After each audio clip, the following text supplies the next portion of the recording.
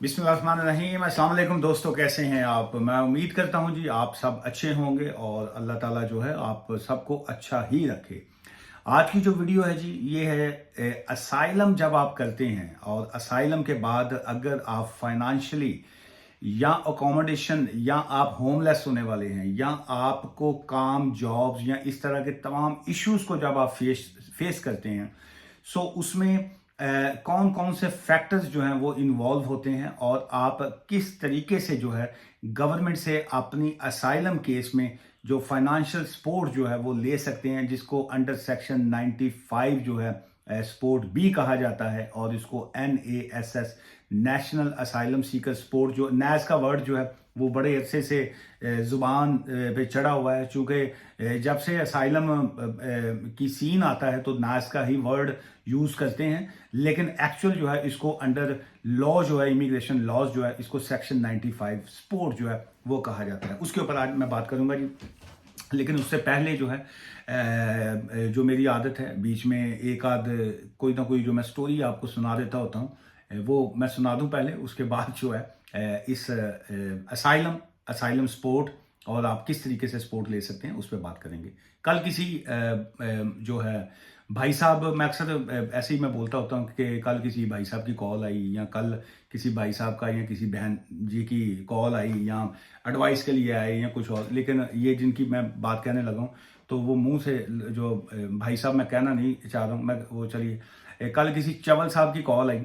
तो वो हमारा चूंकि रिसेप्शन डेस्क जो है, अब बहुत से लोग जो जितने लोग कॉल्स करते हैं मैं बताता जाऊँ आपको कि जब आप कॉल करते हैं, चाहे वो मोबाइल का हेल्पलाइन नंबर है या वो ऑफिस का फ़ोन नंबर है, वो दोनों नंबर्स के ऊपर जो है वहाँ पे मैं अक्सर बेशुमार वीडियोस में मैं कहता होता हूँ कि वहाँ पे they are not qualified people. वो वकील नहीं है जो जो आपकी कॉल्स सुनते हैं और आपकी अपॉइंटमेंट जो है वो मेरे साथ या बाकी वकीलों के साथ जो बुक करते हैं वो वकील नहीं है, वो रिसेप्शन होता है। उन्होंने रिसेप्शन ਤੁਹਾਨੂੰ ਕੀ ਕਹੀਏ ਜਿਹੜਾ इस्तकबालिया ਦੇ ਉੱਤੇ लोग बैठे होते हैं वो होते हैं। जब आप कॉल करते हैं तो फिर आप उनसे कहते हैं कि जी कि साडा एंज हो गया जी, हमने असाइलम किया, हमने फलां किया, हम स्टूडेंट आए हैं, हमारा स्किल्ड वर्कर वीज़ा फलां फलां फलां फलां फलां। आप इसके बारे में एक एक लाइन आप बता दीजिए। वो कैसे बता सकते हैं? आप ऐसे ही है, आप ये मैं आपकी जहालत के ऊपर मेरा सलाम करने को दिल करता है, आपकी जहालत के ऊपर। बाज़ का जो ऐसे लोग हैं, ये जो कल भाई साहब जिन्होंने कल कॉल करके और काफ़ी जो थी रूड वर्ड बोले, हमारी वो जो बहन हमारी रिसेप्शन पे बैठती हैं जो फ़ोन कॉल्स लेती हैं। अब वो आप ऐसे ही है जहालत में, इसलिए कहूँगा कि आप एक हॉस्पिटल के बाहर गए, आप एक हॉस्पिटल में लेके गए हैं एक लाश को या एक जो एक बॉडी को लेके गए हैं, अभी वो लाश बनी नहीं है, लेकिन आप एक हॉस्पिटल में चले गए और हॉस्पिटल के बाहर जो है एक सिक्योरिटी मैन खड़ा है को जो आप उसको, अब आप कह रहे हैं जी कि ये जो मैं बॉडी लेके आए हैं इसका ऑपरेशन करो और आप उसको गालियां देनी शुरू कर दें। भाई साहब आपका काम है, चवल साहब मैं कहूँगा आपको, आपका काम ये बनता है कि आप उसे कहेंगे जी कि आपका डॉक्टर साहब कहाँ पे बैठते हैं, मुझे पेशेंट को अपने डॉक्टर को चेक करवाना है। फिर वो आपको बताएंगे डॉक्टर वहाँ पे बैठता है, फिर आप डॉक्टर के पास जाएं, जो भी डॉक्टर की फीस है नहीं है, फ्री है, जो भी है वो उसका है। अब आप बाहर गेट कीपर से लड़ेंगे, आप चौकीदार के साथ लड़ेंगे, आप जो फ़ोन उठाएगा उसके साथ लड़ेंगे, तो आपसे ज़्यादा जाहल आदमी किसको कहा जाएगा? जब आपको वो मोहतरमा बता रही हैं, कल आपको फ़ोन आप कर रहे हैं कि जी, आप कह रहे हैं जी मुझे एक सवाल का बस जवाब दे दें, वो आपको कह रही हैं मैं सिर्फ रिसेप्शन डेस्क पे हूँ, मैं आपकी अपॉइंटमेंट सब बुक कर सकती हूँ, इसके अलावा मुझे नहीं पता। फिर आप आगे से वो कह रहे हैं कि जी आप लोग आप सब पैसे के लिए बैठी हैं या फलां बैठी हैं। जो जितनी जो है, मैंने एक मरतबा पहले भी एक वीडियो में कहा था कि आप अपनी जगह पे आप अगर कोई लेडी यहाँ पे यूके की मैं अगर मैं बात करूँ या कहीं पे भी अगर कोई जो है कोई अगर आपकी बहन, आपकी बेटी, आप की माँ जहाँ पे अगर कोई जॉब कर रही है तो वो उनका काम वो जॉब के ऊपर होते हैं, वो अपनी सैलरी के लिए रिज़्क़े हलाल कमाने के लिए लोग बाहर निकलते हैं।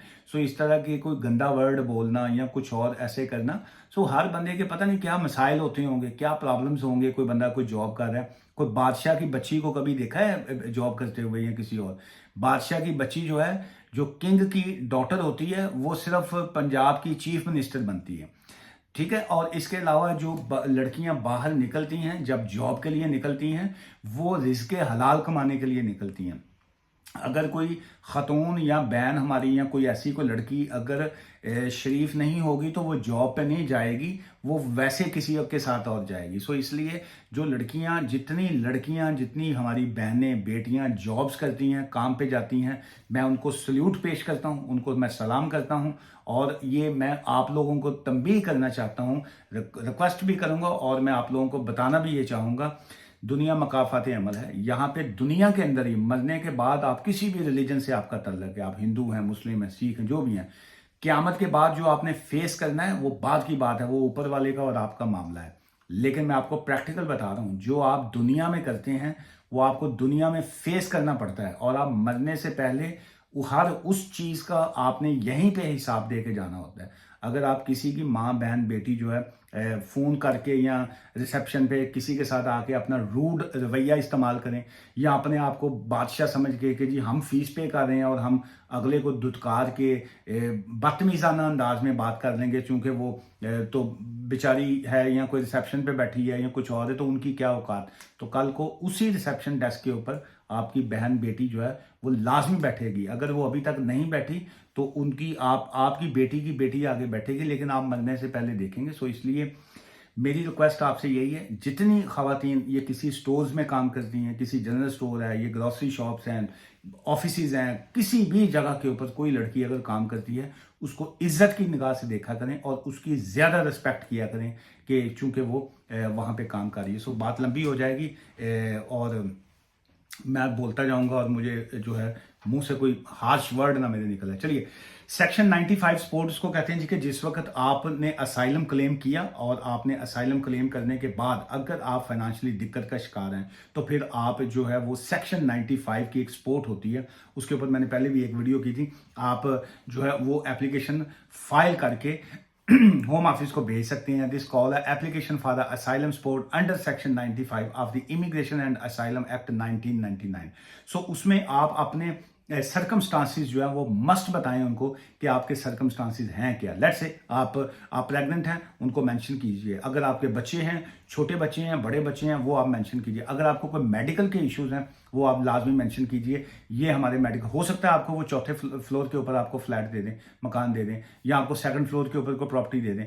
आपके लिए आपको डिसेबिलिटी में है, आपको चलने में दिक्कत है, हो सकता है आपके पास एविडेंस ना हो डिसेबिलिटी की, लेकिन आपको कुछ दिक्कत है, या आपको कोई ऐसा मेडिकल इश्यूज हैं जिसकी वजह से शायद आप ऐसी बिल्डिंग में शेड प्रॉपर्टी में आपके लिए रहना मुश्किल हो सकता है आपके लिए शेड टॉयलेट यूज करना मुश्किल हो सकता है आपके लिए वॉशरूम यूज करना वहां पे मुश्किल हो, लेकिन जब तक आप उनको बताएंगे नहीं अपने सर्कमस्टांसिस तो वो फैसला कैसे करेंगे। सो इसलिए ये जो असाइलम के हवाले से जितनी भी एप्लीकेशंस आती हैं, मैं हमेशा लोगों को ये कहता हूं उसको इतना लाइट मत लिया करें। It's a very serious matter.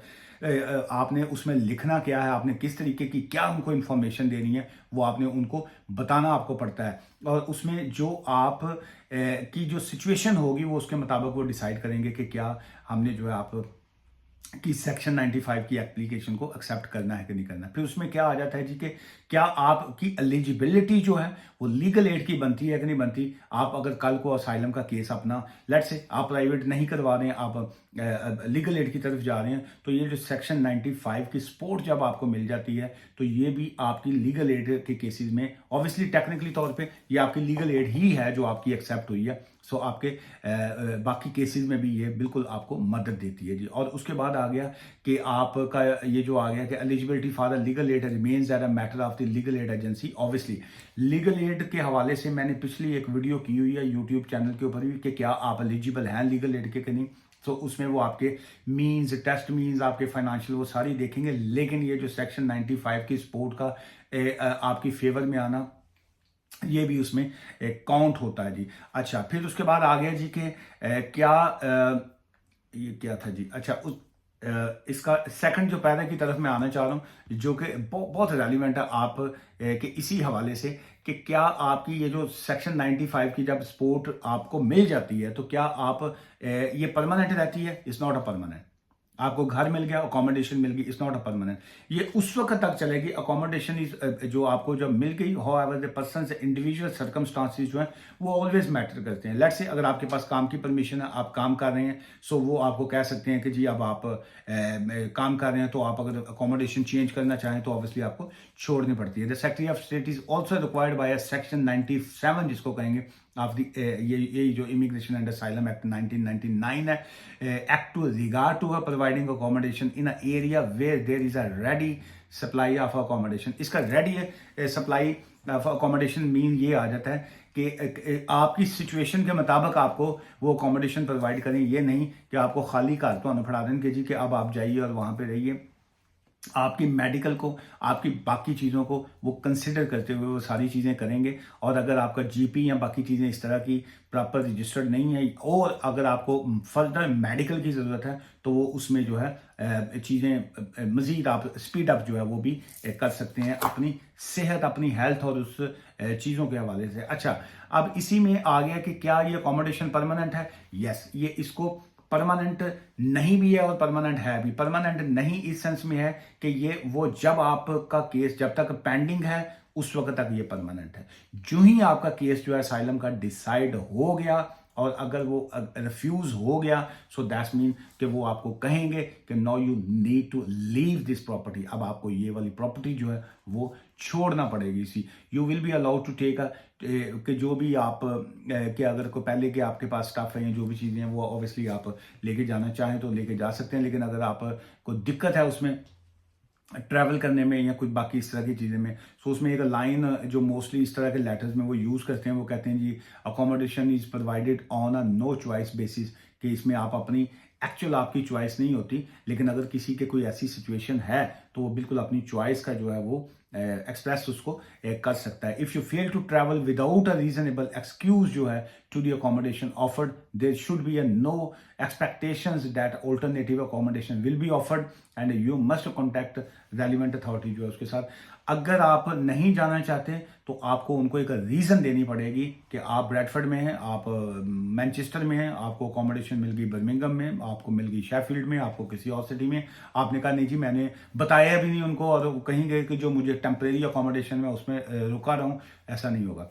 आपको उनको बताना पड़ेगा कि आप वहां पे क्यों मूव नहीं करना चाहते हैं। अदरवाइज जो है अगर वो आपकी एप्लीकेशन को रिफ्यूज कर देंगे, अगर रिफ्यूजल से मीन कि अगर आप वहां पे नहीं जाएंगे तो फिर वो आपका स्पोर्ट को बंद कर देंगे और वो शायद जो है वो आपको दोबारा से लेना आपके लिए मुश्किल हो जाए या आपको एक्सप्लेनेशन जो है उसकी वो देनी पड़ेगी जी। सो उसमें अब आपको पता ही है ये जितनी इस तरह की जो स्पोर्ट्स मिलती है उसमें जो है वो कार्ड जो है उन्होंने ASPEN जो है, शायद ASPEN जो है एस्पैन कार्ड जिसको कहते हैं, वो उन्होंने दिया होता है जिसमें आप टेम्परेरी जब आपको अकोमोडेशन मिलती है तो आप फाइनेंशियली वहाँ से हेल्प ले रहे होते हैं।